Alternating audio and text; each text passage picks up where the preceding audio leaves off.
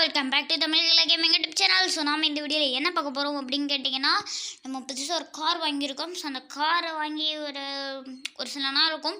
So அந்த காரோட சின்ன சினிமாட்டிக் வீடியோ இந்த வீடியோவில் பார்க்கலாம்.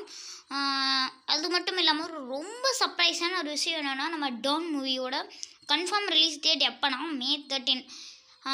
வீடியோ ஸ்கிப் பண்ணாமல் பாருங்கள். வாங்க வீடியோக்குள்ளே போகலாம்.